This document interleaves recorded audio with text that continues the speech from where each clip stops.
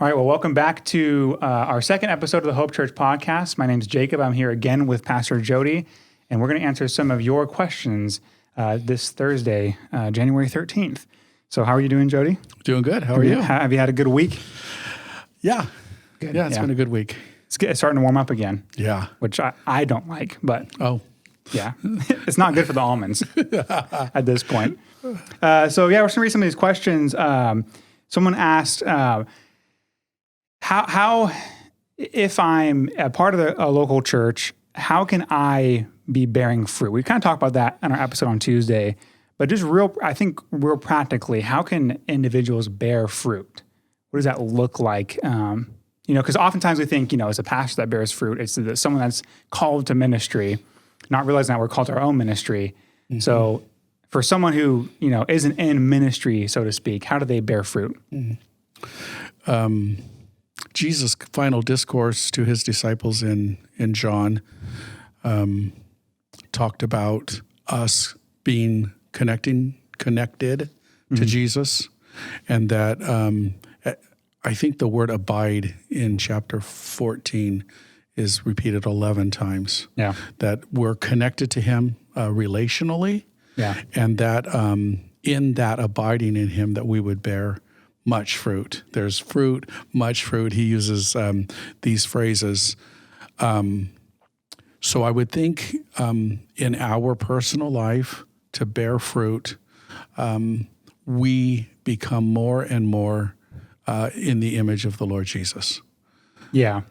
Which means what the Father has called us to, we are moving forward in and growing in. I think we talked about direction, and usually we're more concerned with speed, and I think God is more concerned with direction. Right. So the fruit of the Spirit, which I'm going through on our devotionals, mm-hmm. So the fruit of the Spirit would be for sure bearing fruit, right? In its very simplest form. The idea of my wife and my relationship being better, mm-hmm.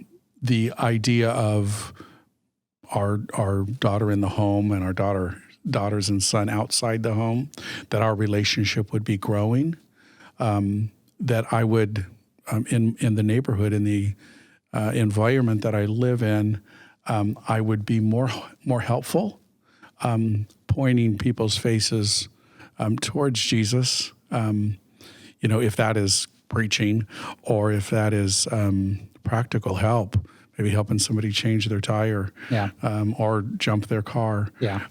So, we would probably say that would be patient, and instead of just looking at my own needs, looking at the needs of others. So those are some of the areas. Our oldest daughter was doing an internship, and so she had to move back home. She wasn't being paid through the Turlock School District. Right. And so she would make a lunch, and she would look around for someone that was hungry, and she would give them a lunch outside of the car. So that was kind of where the Lord was moving her heart and how she was practicing fruitfulness. Mm-hmm. So I think it can be as varied as our personalities and our own giftings. Mm-hmm. But, I'm praying for people, maybe praying for enemies and blessing those that curse us, those Sermon on the Mount, practical, very hard, things, doing unto others as you would have them do unto you. That can be, there's probably a million ways to be fruitful, but those are some of the things that, like, Jesus laid out for us and the scriptures lay out for us for fruitfulness. Yeah, and I think in my life, I often look for practical or not practical, but visible things of fruit. That's not always the case. I'm not, I can't track a line of disciples that started with me, leading someone to Christ. Yeah. Sometimes it's just the spiritual things that we might not ever see. We might not see the seeds that we plant grow. And someone had a question about let me preface the question. One, I think, visible way to see fruit is in discipleship. And we had two different questions on discipleship. One is, what should I look for in discipleship, being discipled? And then one is from a different perspective, how do I disciple someone? So if you want to tackle those things. Yeah. I think I've talked to different people, and a young mother comes to mind. And, she asked me, how can I be a better disciple of Jesus? And I said, you should look for someone that you would like to be like in a year and 5 years and 10 years, and come alongside that person and ask them, what would you say to yourself a year ago, 5 years ago, 10 years ago?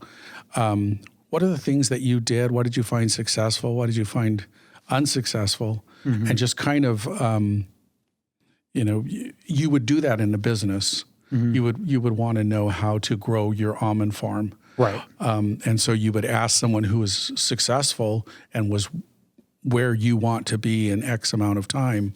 And so coming alongside those people and asking, and I think most people are really, especially in the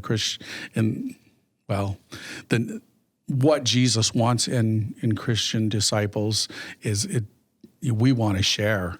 Right. I was talking with a brother this morning, and he was so excited about someone that he had really helped come to faith and grow in faith, and what that younger man is doing. Right. And so he was, one of the greatest joys is being able to see the fruit of your life through other people. Yeah. So, for me, growing is looking for people that are where I want to be. And then what I want to put in people. So one is a mentee, if that's a word, the other, the mentor. As the mentor, an eternal perspective. We are so short-sighted traditionally. If just left to our own, we'll get very frustrated with a very temporary circumstance, or very excited about a very temporary circumstance, and neither of those extremes are probably wise. Right. And so we're looking. I used to lead youth leaders, and I told them, the fruit of your labor is about 20 years down the road. Right. You're looking at a 15-year-old. When he's 35, when she's 35, you're going to see the fruit of their life. So patience in planting, knowing that 1 Corinthians 3, I planted, Apollos watered, and God gave the increase. Right. Knowing that the seed, the word of God has life in it, and if you will plant it and it's watered, it will produce fruit because of God. Right. And so being patient in our discipling, everyone, I think it's bamboo. I think it's 7 years from the time you plant the seed until it grows. Wow. And it's this bam, explosion, huge harvest. Yeah. So was it the first seed that you planted that is producing the harvest? Well, kind of the whole being patient in the whole thing. And I think Peter talked about being patient as the way a farmer is. Patience. Yeah. And in my life, having discipled many people, I'm still pretty young, but I like what you said of just walking alongside of someone.